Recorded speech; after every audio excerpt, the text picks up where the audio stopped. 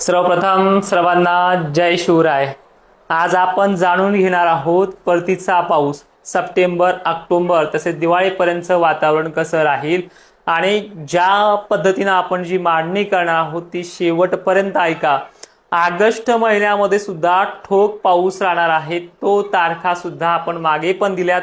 परतीच्या पावसाबद्दलही आपण 30 तारीख जाहीर केली। काल रात्री आपण उशिरापर्यंत जी काही पडताळणी केली त्या पडताळणीमध्ये आयोडी पॉझिटिव्ह राहणार आहे। पॉझिटिव्हची भूमिका आयोडीची चांगली आहे।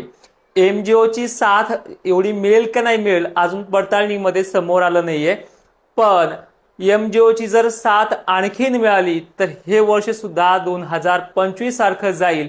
पण आपली भूमिका काय आहे की दुष्काळ नाही, ही स्पष्ट भूमिका सुद्धा आयोडी चांगला तारणहार ठरणार आहे। आणि आजच्या अगोदर म्हणजे 30-31च्या पावसानं सुद्धा 1972चा जो काही काळ आहे तो अनेक भागांचा मिटवलेला आहे। मग आजच्या या नोंदणीकडे आपण थोडं बघूयात। तत्पूर्वी आपण काय करूयात, अनेक शेतकऱ्यांना फवारणी करायची, अनेक शेतकऱ्यांना खतं टाकायची आहेत आणि ज्या तारखा दिल्या 6 तारखेपर्यंत 8 तारखेपर्यंत जो काही पाऊस आहे तो कायम असणार आहे। लातूर विभागाला, मराठवाड्याला आणि दक्षिण महाराष्ट्राबरोबरच मराठवाड्यामध्ये जवळपास पाऊस उघडीप द्यायचं नाव घेत नाहीये। लक्षात आलंय, अनेक ठिकाणी या भागांमध्ये पाऊस हा आपला कायमस्वरूपी प्रभाव टाकणार आहे, हे देखील आपण पाहणारच आहोत। आणि आपला जो काही रिपोर्ट आहे तो 2 शब्दामध्ये तुम्हाला सांगण्याचा प्रयत्न करणार आहोत। हे ज्या काही गोष्टी आहेत ह्या आम्ही अभ्यासायचे असतात आणि तुम्हाला एक्सप्लेन करायचे असतात, पण अनेक जणांना नकाशा हवा आहे अशी जी इच्छा आहे ती देखील आपण पूर्ण करतोय। ठीक आहे, विषय असा आहे, महाराष्ट्रामध्ये सध्या ही जे काही वारे तुम्ही पाहतायत, मान्सूनचा जो काही प्रभाव पाहतोय, भलेही आपला जो काही सुपर अल्निनो आहे तरीही वाऱ्याचा जोर जो आहे कंटिन्यू चालू आहे आणि या वाऱ्याच्या जोराबरोबर बाष्प येणं सुद्धा चांगल्या पद्धतीने चालू आहे। मग यामुळे काय होतंय की सध्या जो काही फुटकारे आहेत हे आजच्या 3 ऑगस्टला देखील मी तुम्हाला काल सांगितले थोडी वाढ होणार आहे। त्यामध्ये छत्रपती संभाजीनगर पासून ते विदर्भ मराठवाड्यामध्ये ढगांचं आगमन येईल। थोडाफार उन्हाचा चटका काल होता पण आज कमी राहील, काही ठिकाणी वाढेल सुद्धा।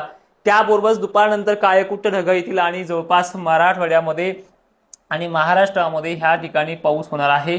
यात अहिल्यानगर काही ठिकाणी, तुळजापूर बऱ्याच ठिकाणी, बीड सोलापूर सुद्धा अनेक ठिकाणी, तर मराठवाड्यातल्या एकंदरीत सर्व जिल्ह्यामध्ये भाग बदलत पद्धतीने हा फुटकाऱ्यांचा पाऊस ऍक्टिव्ह असणार आहे।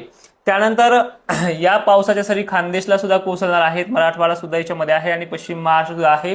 पण तुलनेमध्ये मराठवाड्याच्या मध्ये जास्त प्रमाणात फुटकाऱ्यांचा आणि एखाद 2 ठिकाणी चांदणभरी पावसाचा देखील मजल मारू शकतो आणि क्वचितच यामध्ये सेक्टो कोलंबस नावाच्या ढगांची निर्मिती जास्त आहे। त्यामुळे 8 ऑगस्टच्या आतमध्ये काही भागांना सुद्धा 1-2 ठिकाणी का होईना वळण सुद्धा भरू शकतात, ही परिस्थिती याच्यामध्ये उद्भवू शकते। हा झाला आपला सारांश 7-8 दिवसाचा। याबद्दल आज संध्याकाळी लाईव्ह मध्ये एक्सप्लेनेशन अजूनही करेल, काही चिंता नाहीये। पण आपण ज्या गोष्टीकडे फोकस करतो ती गोष्ट म्हणजे आहे आपला परतीच्या पावसाचा जो काही रिपोर्ट आहे त्याबद्दल। ठीक आहे, मी मागे पण व्हिडिओ दिला ह्या ऑगस्ट महिन्याबद्दल, पण तरी सुद्धा आज पूर्ण एक्सप्लेनेशन करूयात। सध्या आपण जर पाहिलं की आज आपल्या महाराष्ट्राच्या अनेक भागांमध्ये चांगल्या पद्धतीचा पाऊस झालेला आहे, यामध्ये आपण दुमत करू शकत नाही। पण जो काही भाग आहे कोल्हापूर साईडच्या पासून खालचा हा जो काही भाग आहे, नांदेड पट्टा वगैरे हे जे काही पट्टे आहेत, या पट्ट्यापासून लातूर पर्यंत चांगला पाणी झालाय। अनेक ठिकाणी इथे वळण देखील भरलेत, काही ठिकाणी जोरदार देखील झालाय, काही ठिकाणी अजून पिण्याच्या पाण्याचा प्रश्न मिटलेला नाहीये। पण जो काही पंढरपूर, सोलापूर, लातूर परिसर आहे, इंदापूर, अकलूज, पलटण परिसर आहे, यानंतर दोंड परिसर आहे, अहिल्यानगरचा काही परिसर आहे, ते बीड जिल्ह्यातही आणि काही भाग आहेत, म्हणाव्या अशा पावसाची इथे नोंद झालेली नाहीये, पण ती सुद्धा तिथे होणार आहे। आणि लवकरच आपल्या महाराष्ट्राचं जे काही गणित आहे, पाऊसमान जे आहे हे 18 तारखेच्या पासून ठोक पावसामध्ये देखील रूपांतर होण्याची शक्यता दाट आहे। यामध्ये बंगालच्या उपसागरामध्ये एक कमी दाब तयार होणार आहे, जिथे हा कमी दाब ऍक्टिव्ह होणार आहे। सध्या ही जी लाईव्ह कंडिशन आहे ही आजच्या तारखेची आहे 3 ऑगस्टची, पण तुम्हाला समजावं असं यासाठी आपण हा मॅप समोर घेतलाय आणि आयोडीची काय भूमिका आहे हे देखील शेवटपर्यंत आपण पाहणार आहोत। सध्या चित्र जर आपण पाहिलं, या साईडला दिनांक 17 तारखेच्या आसपास एक लो प्रेशर बनणार आहे, त्याचा पूर्णपणे ट्रॅक जो आहे अशा प्रकारे छत्तीसगड, राजस्थान, MP या साईडला इकडे असा तिथे दाखवला जातोय।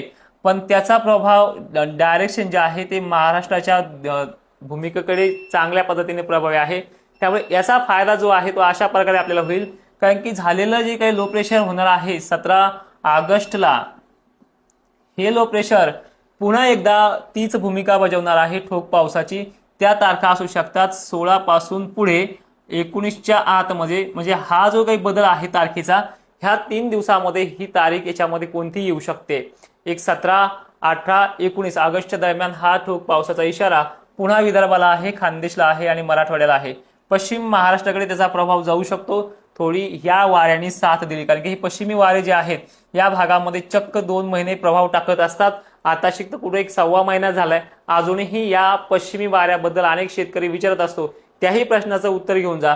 अजूनही या तुमच्या पश्चिमी वाऱ्याला एखाद्या दिवसच तो वारं कमी अधिक प्रमाणात होईल, पण 15 तारखेपर्यंत हे हरिश्चंद्राचे वारे, कोणी म्हणते पश्चिमी वारे, हे वारे असणार आहेत. अजून किती? 15 तारखेपर्यंत, 16 तारखेपर्यंत तरी आहेत. ज्यावेळेस बंगालच्या उपसागरातलं लो प्रेशर हे 16 पासून 17ला तयार होणारी जी काही प्रणाली आहे, यावेळेला मराठवाड्यामध्ये, खानदेशला, विदर्भात याचा पाऊस ऍक्टिव्ह होणार आहे. तो पण ठोक असणार आहे. पण तो मागच्या पावसा इतका भयंकर असेल का, हे सध्या सांगणं कठीण आहे. कारण काय, त्याचं बनणं आणि त्याचं डायरेक्शन ठरणं यामध्ये तफावत जरी असली तरी 60% हा पाऊस मोठाच राहणार आहे, जो मागच्या वेळेपेक्षा थोडाफार 20-25% कमी असणार आहे. पण 17 तारखेपासून 18 ऑगस्ट पासून हा पाऊस असणार आहे. तर हा झाला आपला ऑगस्ट महिन्याचा शेड्यूल. याच्यामध्ये आपण पाहिलंय की परिस्थिती जी आहे ती ऑगस्ट महिन्यामध्ये पण ठोक पावसाची आहे. सध्या जर आपण पाहिलं तर लातूरला कमीत कमी 15-16 तारखेपर्यंत फटकारे बिटकारे आहेत. लातूर, मराठवाड्यामध्ये अजूनही 8 तारखेपर्यंत तर चांगलीच वाढ आहे, जे आता सध्या आपण पाहू. पण तिथून पुढे सध्या हे कंटिन्यू चालणार आहे. एखादा दिवस मागे पुढे होईल पण चालणार आहे. आता शेवटी परतीचा जो काही प्रवास आहे, एका व्हिडिओमध्ये सगळी डिटेल सांगणं कठीण आहे, पण तरी सांगण्याचा प्रयत्न करतोय.